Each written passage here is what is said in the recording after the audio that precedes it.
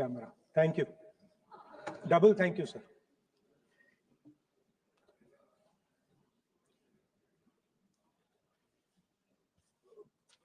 I heard the President's address.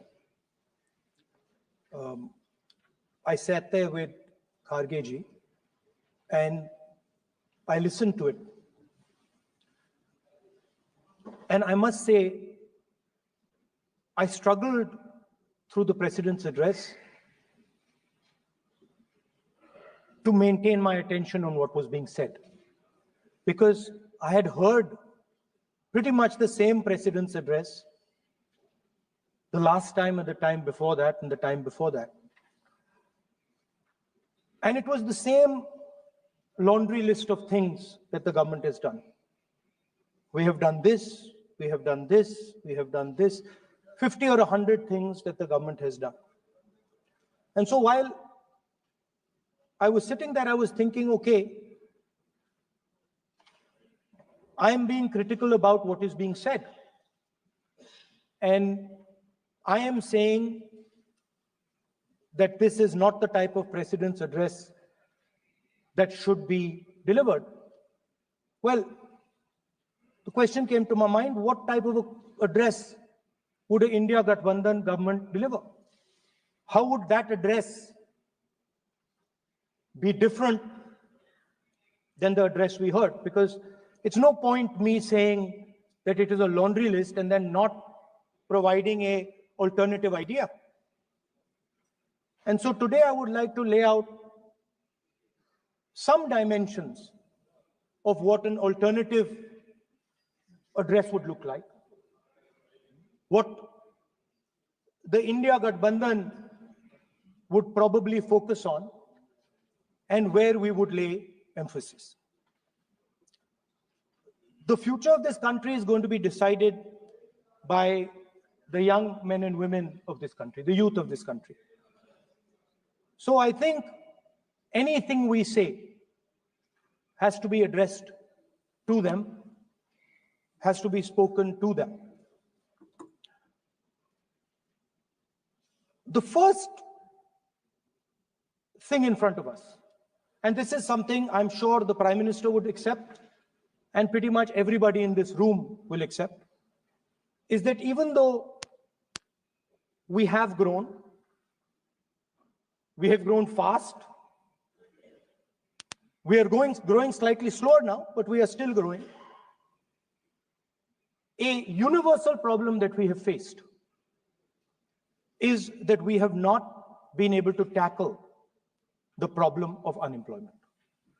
No, neither the UPA government nor today's NDA government has given a clear-cut answer to the youth of India about employment. I don't think anybody in this room will disagree with me. I'll give a little statistic for the Prime Minister. The Prime Minister, something I would agree with directionally. The Prime Minister proposed the Make in India program. I think a good idea. We saw the statues, we saw the functions, we saw the so-called investment, and the result is right in front of me.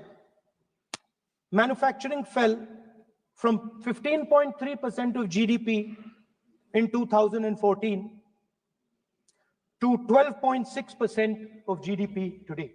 That is the lowest share of manufacturing in 60 years. I'm not even blaming the Prime Minister, because I think it would not be fair to say he didn't try. I could say that the Prime Minister tried, and I think conceptually Make in India was a good idea, but it's pretty clear that he failed, because manufacturing went from 15.3% of GDP to 12.6%.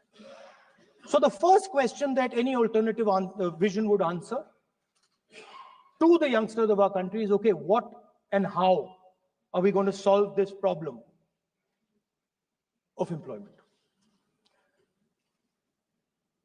Any country basically organizes two things. You can organize consumption, and then you can organize production. Modern way of saying organizing consumption is services. Modern way of saying organizing production is manufacturing. But there is more to production than simply manufacturing. For example, agriculture also is about production. Now, pretty much every government since 1990 has done a decent job on consumption, on organizing consumption. Which are the companies that organize consumption? Uber organizes consumption. Reliance organizes consumption. Adani organizes consumption. But we have, as a country, failed in organizing production. We have excellent companies that try to organize production. They are the Mahindras of this world. They are the Bajajs of this world. Part of Tata's organizes production, but the record of the country in organizing production is dismal. And essentially what we have done is we have handed over the organization of production to the Chinese. So this mobile phone, even though we are saying we make this mobile phone in India, that is not a fact. This phone is not made in India. This phone is assembled in India. All the components of this phone are made in China. The network that has produced this phone is made in China, is owned by China. So every time we use a phone, every time we wear a Chinese shirt, a Bangladeshi shirt, every time we wear a pair of Chinese sneakers, we are paying a tax to China. Because some Chinese youngster is earning a salary to make or to produce that product. So the first message I would give in a presidential address would be that India has to focus completely on production. Because if we do not focus on production and we continue to focus only on consumption, we will find that we will run huge deficits, we will increase inequality, and eventually we will run into a serious problem. Social problem because of unemployment, which we are already facing. If you look at the numbers of the amount of people who are in jail, if you look at the numbers that are spent on internal security, if you look at the numbers spent on our police forces, they all spiral. They're all rising. And everybody understands that social tension is on the rise in India. So now the next question comes, okay, so where is this employment going to come from? What is India going to produce? And for that, I'd like to tell all the youngsters of this country that there is a revolution taking place, an exciting revolution. The world is transforming completely. And the change that is taking place, at the heart of the change that is taking place, we are moving from the world of the internal combustion engine to the world of the electric motor. We are moving from petrol to batteries. We are moving wind, solar, potentially nuclear energy. So our entire way of moving is changing. And this is going to change every single thing. It is going to change warfare. It is going to change medical treatment. It is going to change education. It is going to change how we eat. It is going to change every single thing. Now, the last time there was a revolution called the computer revolution, the government of India had a clear focus. We looked at that revolution. It was the Congress government. We looked at the revolution and we decided clearly that we are going to focus on the development of software. And we rode the wave of that revolution. And today you can see the result. I remember people laughing. I remember people laughing when the computer was being talked about. You mentioned Mr. Vajpayee. I respect Mr. Vajpayee, but Mr. Vajpayee gave a speech saying that computers are of no consequence to India. So what is important when there is a revolution? What is important is that you understand what are the drivers of that revolution, and where exactly do you need to focus? Where exactly do you need to sit in that revolution? I said that this revolution is going to change everything. And I want the youngsters in this country to think about it. There is a war going on in Ukraine. The war in Ukraine is actually a war between the internal combustion engine and the motor, the electric motor. The electric motor is inside the drone, the engine is inside the tank. And if you look at what is going on in Ukraine, the tanks are dying by the thousands. And small little drones with electric motors, small batteries, not much bigger than that, are destroying the entire tank artillery infrastructure of both Ukraine and Russia. So the drone is the electric motor. The drone is the battery. The drone also needs to see. So the drone is a camera. In the same way, electric cars, the electric car is a motor. The electric car is batteries. The electric car is cameras. Robots are exactly the same thing. Robots are electric motors, multiple electric motors with cameras, with batteries. And this is what the revolution is going to look like. So there are basically 4 technologies that are driving this entire change in mobility. Electric motors, batteries, optics, and then on top of that, you can apply AI. Now I want to tell the youngsters of this country, people talk about AI. But it's important to understand that AI on its own is absolutely meaningless. Because AI operates on top of data. Without data, AI means nothing. And if we look at data today, there is one thing which is very clear. Every single piece of data that comes out of the production system in the world,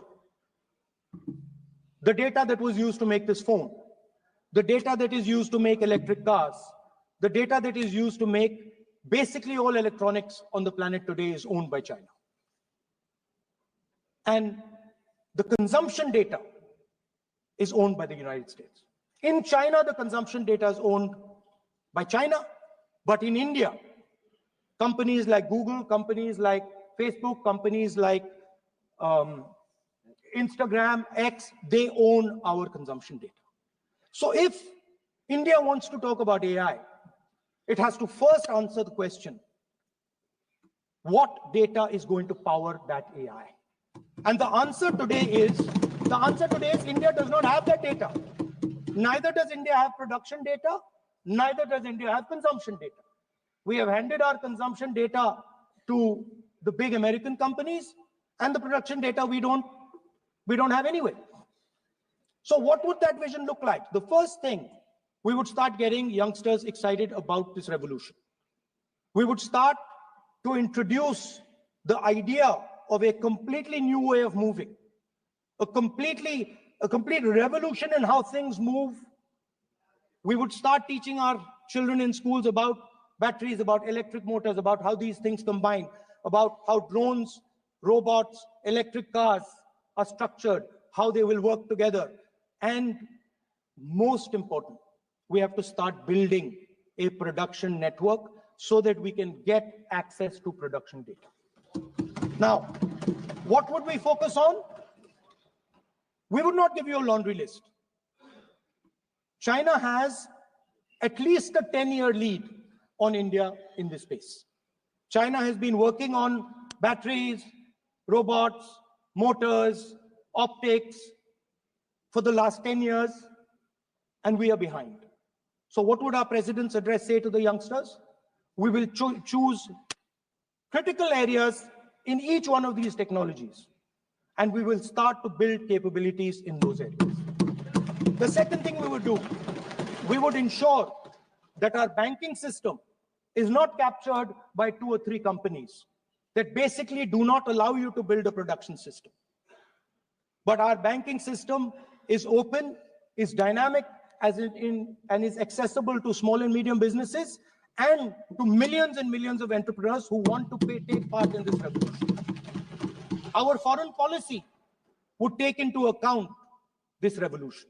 When we talk to the United States, we would not send our foreign minister to invite our prime minister to his coronation.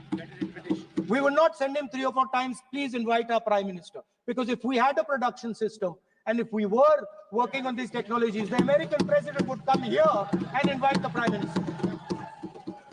So it is important to understand where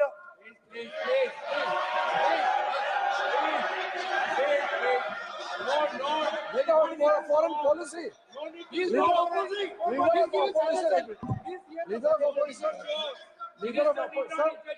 of opposition cannot make such serious unsubstantiated statement. This is related to the relation between two countries, and he is making a unverified statement about invitation of the Prime Minister of our country. It's not our dignity. How can you make such kind of statement? He's leader of opposition, sir. He should be responsible in making such statement. Sir, LOP is giving us very, very positive suggestions. Why they are worried, sir? For the country, he is giving leader of opposition has the information from any official source. He must inform the House. If leader of opposition has the information, please inform the House. Okay. Who has told you that foreign minister is visited for the purpose which you have mentioned? You must specify it. So I'm sorry that disturbed you, that question. I apologize for disturbing your peace of mind. It's okay. I've apologized for disturbing your peace of mind. I'm sorry. To apologize for lying to the House. ऐसा नहीं होता है. तो serious होना चाहिए leader of opposition को. कम से कम देश के मामले में तो एक हो. देश के मामले में तो एक वॉइस से बोलना चाहिए. ये गलत बात है. लेकिन लीडर ऑफ अपोजिशन को इस तरह का बयानबाजी नहीं करना चाहिए. ये गंभीर विषय पर चर्चा चल रही है. So we would start by telling our young men and women that they have to be at the forefront of this revolution. We cannot afford that the Chinese are at the forefront of this revolution. Number one. Number two, we would ensure that the absolute best experts on these technologies would talk to our students, would talk to our youngsters and guide them on what a future, on what these future technologies are going to do. We would make them partners in this revolution. Now, we talk about defense. And today, we have the Chinese. And the Prime Minister has denied it. And the army has contradicted the Prime Minister. It's true. The Prime Minister has denied it. The Prime Minister has denied it.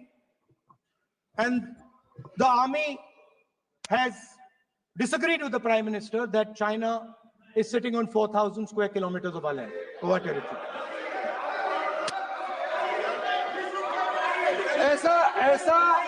ऐसा इस सदन में अब मन चाहे बात नहीं बोल सकते हैं. ये बिल्कुल ठीक नहीं है सर. ये सीरियस मामला है. आप फॉरेन पॉलिसी पे, बॉर्डर इश्यू पर आप अपना कैसे मजाक बात कर सकते हैं? अपने मन कहानी आप बना के बोल रहे हैं. ये तो बहुत सीरियस मामला है. प्रतिपक्ष के नेता जो आप विषय बोल रहे हैं, उसके तथ्यों को सदन के पटल पे रखना. आप अनुरोध है लीडर ऑफ अपोजिशन बोले, हम लोग शांति से सुनेंगे. ये आपका अधिकार है बोलने का, मगर आप मन चाहे ऐसा सीरियस इशू पे कैसे बोल सकते हैं? ये सीरियस मामला है. आप सदन में बोलते हो, फॉरेन मिनिस्टर के बात करने पड़ेंगे. सीमा का बात ऑफिशियल फोटो में हाथ लगाते हैं। ऐसा मत बोलिए, ये देश के लिए ठीक नहीं है। आपको सीरियस होना पड़ेगा लीडर ऑफ ऑपोजिशन। ये गंभीर मामले को आप ऐसा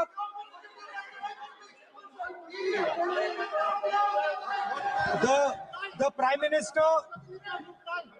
minister has denied that Chinese forces are inside our territory, but for some reason our army keeps talking to the Chinese about their entry into our territory, and our chief of army staff has said that the Chinese are inside our territory. This is a fact. This is not invention, this is a fact. Now, but the reason China is inside our territory is important, because people think that wars are fought between armies and their weapons. But the fact of the matter is that wars are fought by industrial systems. The fact of the matter is that China has an industrial system that is far stronger, far bigger than our industrial system. And that is why they have the guts to come inside this country. The reason China is sitting inside this country is because Make in India has failed. The reason China is sitting inside this country is because India is refusing to produce. And I am worried that India is going to give up this revolution to the Chinese once again. The reason I made this reference is because everything is connected. If and when we fight a war with China, we will be fighting with Chinese electric motors, Chinese batteries, Chinese optics, and we will be buying Chinese motors, Chinese optics, Chinese batteries. It is a non-sustainable proposition. That is why, for our security, for the future of our children, for the future of our country, we have to build a production system, and we cannot allow this revolution to go by. Now, the next step, we have a strategic partner called the United States. The partnership should focus on how India and the United States can work together to take advantage of this revolution. That is what the conversation should be on. Please understand that India is as important as the United States for the simple reason that they cannot build an industrial system without us. They cannot build a production system without us. No matter what they say, the Americans simply cannot do what India can do because their cost structure is much, much, much more expensive than ours. We can build things that the Americans would never imagine.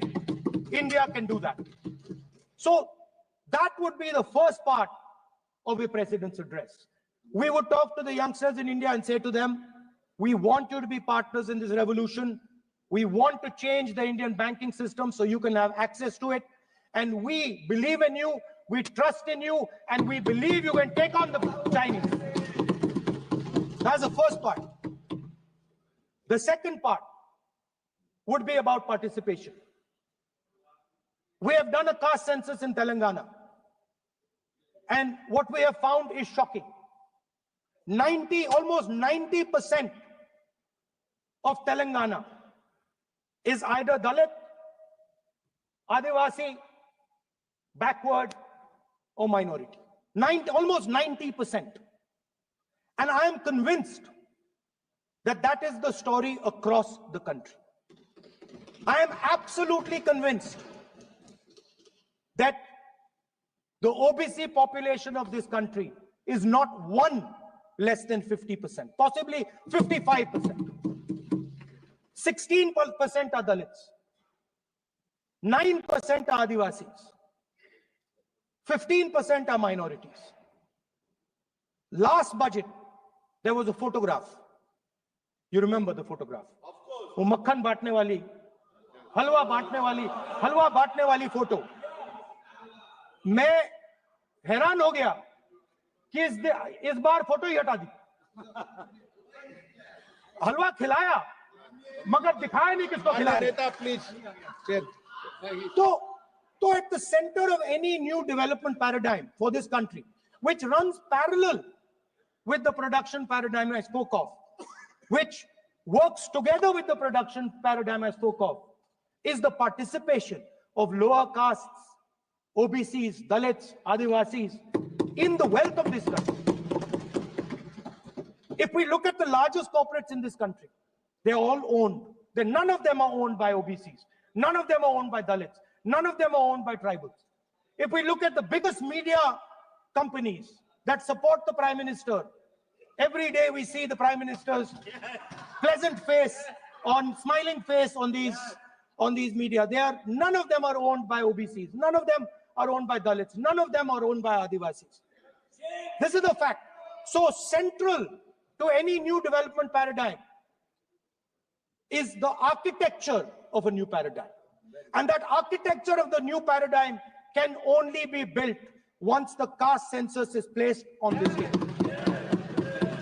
Because once the caste census is placed on the table, we will know exactly how much of this country's wealth, how much of this country's power, how many of this country's institutions are owned by 90% of this country. There are OBC MPs in the BJP. There are OBC MPs in the BJP.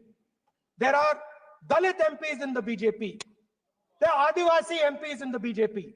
Remember, you are OBCs, you have 50% of the population, and you have absolutely no power. I know that you're sitting there and you cannot even open your mouth. That is the truth of the country. प्रधानमंत्री का चेहरा आपको दिखाई नहीं देता है। जाति जनगणना, प्रधानमंत्री का चेहरा आपको दिखाई नहीं देता है। Architecture, participation, revolution in this country that we're going to bring. ये अंधेरा हो गया है। पार्लियामेंट में है। ये कुछ दिखता नहीं है। सोनिया गांधी, प्रियंका, इधर अपोजिशन को कुछ दिखाई नहीं देता है। ओबीसी बात करते हैं। So the idea is, दिखाई नहीं देता क्या?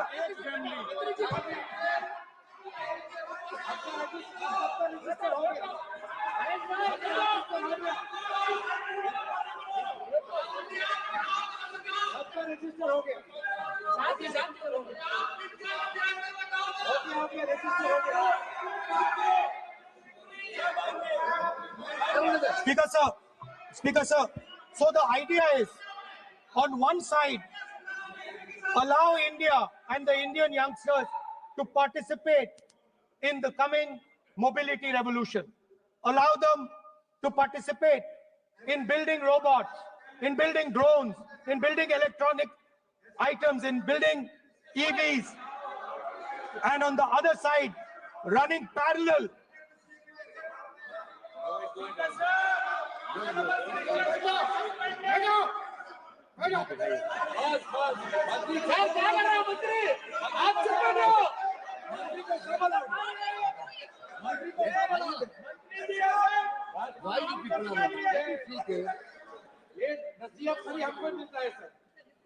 मैंने उनको ही मना The country, Speaker sir. ऐसा नहीं है।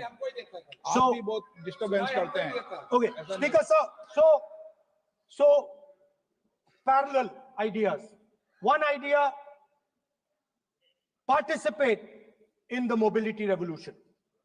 Whether you're thinking of economy, weapons, production, healthcare, India should participate in this revolution.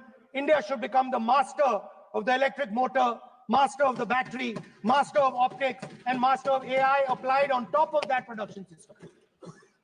Now imagine the power of AI when we apply it to the caste census. You imagine what we will do with AI and what we will do with the social revolution in this country when we start to apply AI on the data that we get from the caste census. So we are going to run a parallel track. On one side, participation, revolutionizing the participation of Dalits, OBCs, Adivasis, in the ruling of this country, in the institutions of this country, in distribution of wealth of this country, and on the other side, parallel track, challenge the Chinese and participate in the revolution and defeat the Chinese in electric motors, batteries, solar panels, and wind. So that is the first two parts of any presidential election address that any India Gathbandhan leader would give you. The final, of course, we go back to the Constitution. This, our favorite, just like the production system is a weapon, just like Jati Jangarna is a weapon of transformation, this is what the entire architecture is built on. I remember before the elections, all of you were saying 400 par, and you were saying you would change this. And then I was glad to see that the Prime Minister walked in and then was forced to bow his head in front of the Constitution. It was a moment of pride for all Congress people that we had explained to the Prime Minister and to the whole country that no force will dare touch this. Yeah. I know that the RSS has never accepted this. Mohan Bhagwatji has said that India didn't get independence in 1947. He has said that this constitution is meaningless. I know that that is at your heart. We will never let your dream come true. This constitution is going to rule India always. Now, एक minute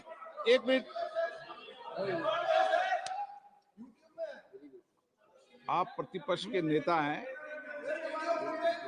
मेरा आपसे आग्रह है कि जो विषय आप रखें वह तथ्यों के आधार पर रखें, उचित होगा। मैंने आपको पहले भी कहा, और जो सदन के सदस्य नहीं है उनकी चर्चा न करें। बताता हूं सर, मोहन भागवत आप नियम प्रक्रियाओं की पालन करें, आपसे अपेक्षा। सर, मोहन भागवत जी ने स्टेटमेंट दिया। मोहन भागवत का Speaker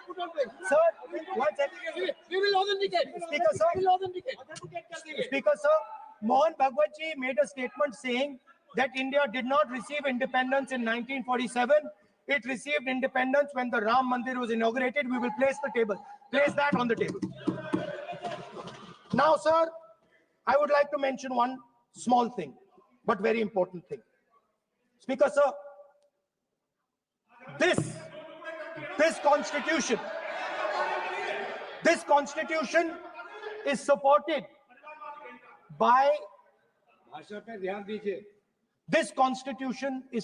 by the vote of our people. Without the secure vote of the Indian people, this constitution means nothing. Now I want to bring to the notice of this House some data, some information about the Maharashtra election. Very simple stuff. Speaker sir, between the Lok Sabha election, which the India Alliance won, and the Vidhan Sabha election, the voting population of Himachal Pradesh was added to the voting roll of Maharashtra. Meaning the entire population of Himachal Pradesh was added to the voter rolls of Maharashtra.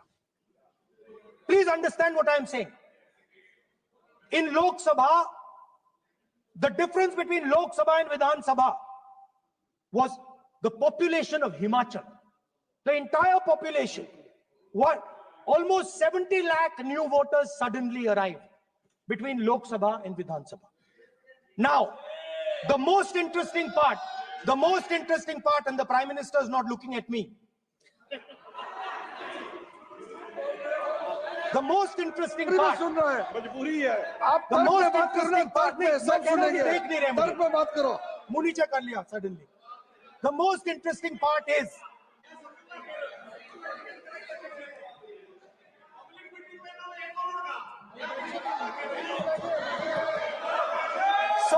Sir, Maharashtra mein more voters were added in 5 months in Maharashtra than were added in 5 years in Maharashtra.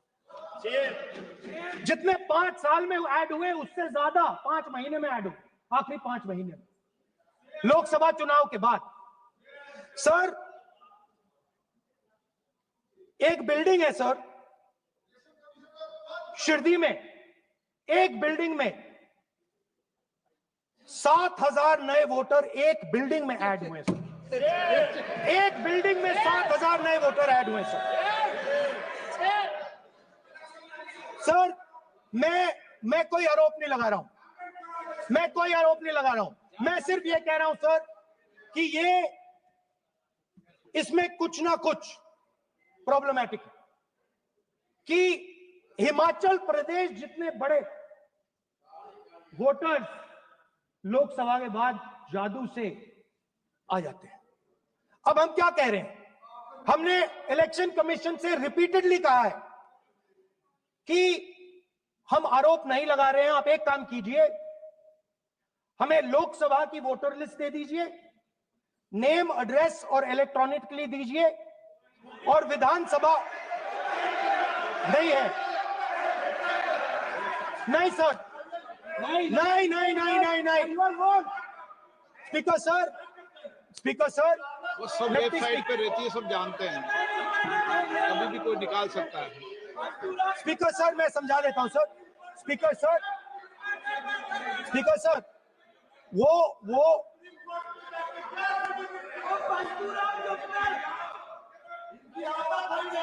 Speaker sir, we have asked, speaker sir,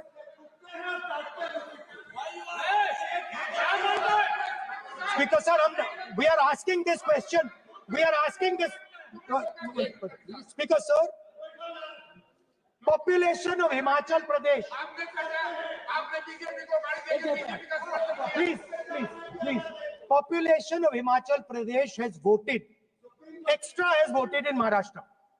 We are saying to the Election Commission, please give us the names and addresses and polling booths of all the workers in the Lok Sabha and all the workers in the Vidhan Sabha, so we can calculate who these new workers are, who these new voters are. Interestingly,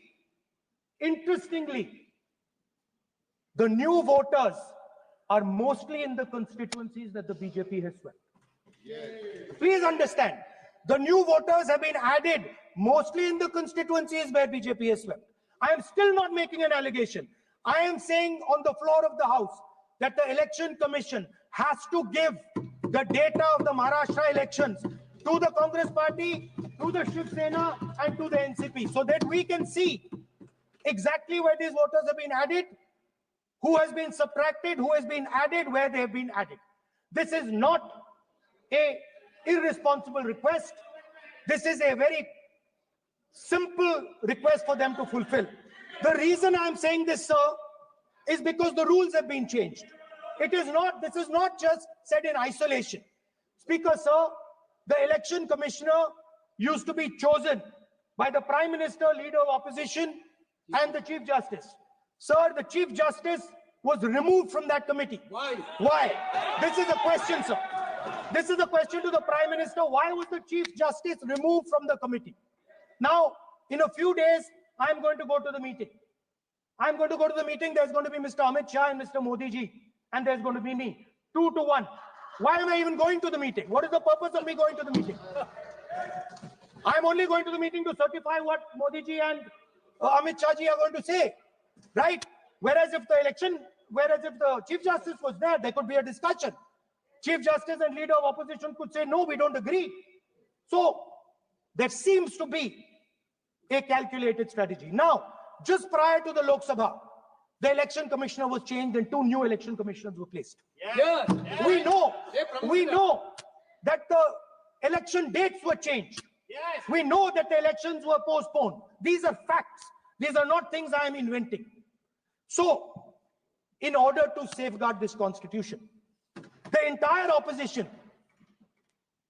requests the data for the Maharashtra election.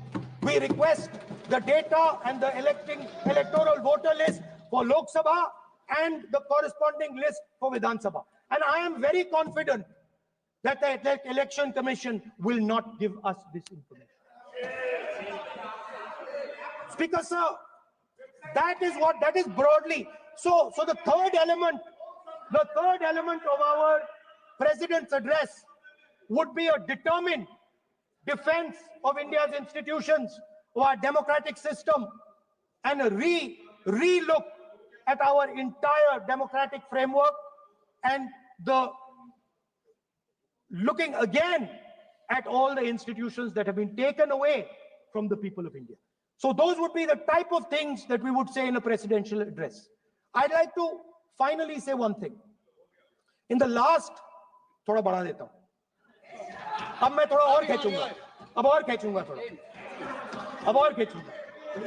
So in the last, there is a background, a philosophical background to what I am saying.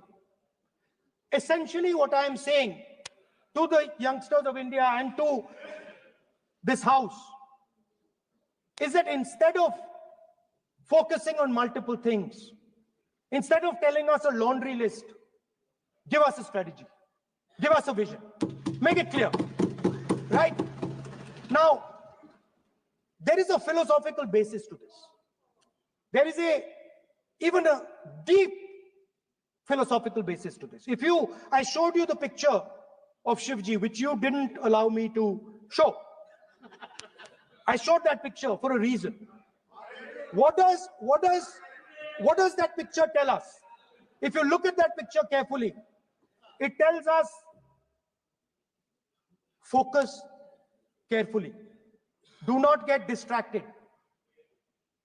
Do not look here and there. Do the job at hand.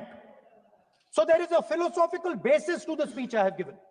I have not told the House and the country that we will do this, and this. This is the philosophy of Shivji. Say what you have to say, but be clear that you're going to do that one thing and don't do 56, 70 different things. So there is a link between our philosophical tradition, our religious tradition, and what I'm saying. And that is what India needs to do. India needs to connect the past, the values of the past. You talk about Sardar Patel ji, but you destroy Sardar Patel ji's values every day.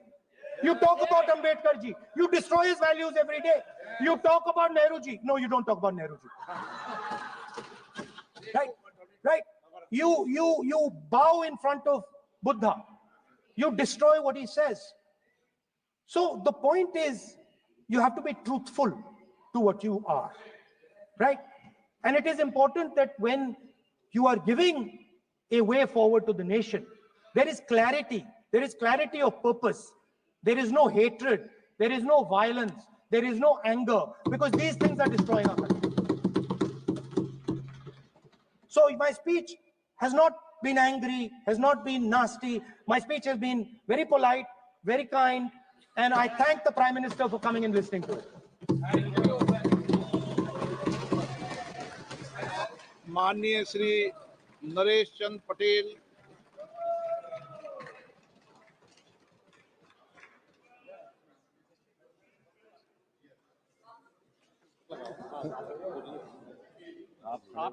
माननीय सभापति महोदय, अध्यक्ष जी, जाने वाले कोई नहीं रोक पाएगा। आप तो अपना भाषण दीजिए। महोदय, सबसे पहले मैं आपका धन्यवाद करना चाहता हूं कि आपने महामहिम राष्ट्रपति के भाषण के धन्यवाद प्रस्ताव पर मुझे बोलने का मौका दिया। मानवर, इस सदन में बोलते हुए सबसे पहले मैं महाकुंभ में हुई दुखद घटना को स्मरण करना चाहता हूं। उन सभी श्रद्धालुओं और भक्तों को मेरी भावपूर्ण श्रद्धांजलि। मानवर, जिन्होंने अपने जीवन की आस्था और भक्ति के साथ पवित्र स्नान करने का संकल्प लिया था, लेकिन दुर्भाग्यवश प्रशासनिक कुप्रबंधन और लापरवाही के चलते वो काल के गाल में समा गए। मानवर, ये कोई प्राकृतिक आपदा नहीं थी, बल्कि सरकार की नाकामी का ये एक जीता जागता उदाहरण था। महाकुंभ, जिसे दुनिया का सबसे बड़ा आध्यात्मिक आयोजन माना जाता है, जो लाखों करोड़ों श्रद्धालुओं की आस्था और विश्वास का केंद्र है, ये केवल एक धार्मिक आयोजन नहीं था, बल्कि भारत की सांस्कृतिक और आध्यात्मिक धरोहर का प्रतीक है। परंतु जिस प्रकार की अव्यवस्था इस बार रही, वो न केवल दुर्भाग्यपूर्ण है, बल्कि सरकार की संवेदनशीलहीनता और प्रशासनिक कुप्रबंधन को उजागर करती है। मानवर, क्या यह सरकार को पता नहीं था कि इतने विशाल आयोजन में भारी संख्या में श्रद्धालु आएंगे? क्या योजनाएं केवल कागज में बनती हैं, जो जमीनी स्तर पर कुछ नहीं है? मानवर, इस महाकुंभ में बड़ी बड़ी बातें की गई कि हम इस तरीके का प्रबंधन कर रहे हैं, लेकिन आज तक सरकार ने महाकुंभ में मरने वालों की सूची जारी नहीं की। हमारे नेता माननीय अखिलेश यादव जी ने सदन में पहले दिन कहा था कि महाकुंभ पर चर्चा हो। ये दुनिया का बड़ा मेला, इस मेले में इतनी बड़ी अव्यवस्था, डबल इंजन की सरकार, और डबल इंजन की सरकार में जिस तरीके का जनता के साथ मजाक हुआ, ये घोर निंदनीय है। मानवर, इस सरकार में असफलताओं की बहुत लंबी सूची है। मानवर, शिक्षा जो किसी राष्ट्र की बुनियाद होती है, आज भ्रष्टाचार की गर्त में जा चुकी है। हर प्रतियोगी परीक्षा में मानवर मजाक बनकर रह गई है। मानवर, बिहार से लेकर उत्तर प्रदेश, महाराष्ट्र, गुजरात में जगह जगह पेपर लीक हो रहे हैं। सरकार ने एनटीए, नेशनल टेस्टिंग एजेंसी का गठन बड़े बड़े वादों के साथ होते कहा गया। मानवर, यह संस्था निष्पक्षता, पारदर्शिता की नई मिसाल कायम करेगी, लेकिन आज ये हालत है कि परीक्षा प्रारंभ होने से पहले ही सोशल मीडिया में पेपर लीक हो जाते हैं। क्या यही सरकार की पारदर्शिता है? क्या यही डिजिटल इंडिया का सच है? नीट की परीक्षा, जो लाखों छात्रों के मेडिकल के करियर को भविष्य तय करती है, उसके बार बार पेपर लीक की घटनाएं होती हैं। मानवल, रेलवे भर्ती, एसएससी की परीक्षा, यूजीसी, नेट, कोई भी परीक्षा इस सरकार की अक्षमता से बच नहीं पाई है। एनटीए को स्थापित करने पर सरकार ने जो बड़े बड़े दावे किए थे, वो मानवर खोखले निकले। मानवर, महामहिम राष्ट्रपति के अभिभाषण में किसानों की फसलों के मूल्य के एमएसपी की गारंटी का कोई जिक्र नहीं है। लगातार देश के किसान, करोड़ों किसान इस बात की आशा लगाए बैठे हैं कि भारतीय जनता पार्टी ने चुनाव के समय जो कहा था कि हम एमएसपी की गारंटी देंगे, स्वामीनाथन आयोग की रिपोर्ट लागू करेंगे, हम किसानों को लाभकारी मूल्य देंगे, लेकिन आज हमारे देश का किसान दर दर की ठोकरें खा रहा है। आज पूरे देश के अंदर किसानों में जिस तरीके की निराशा है, वो लोकतंत्र के लिए बहुत ही शर्मनाक घटना है।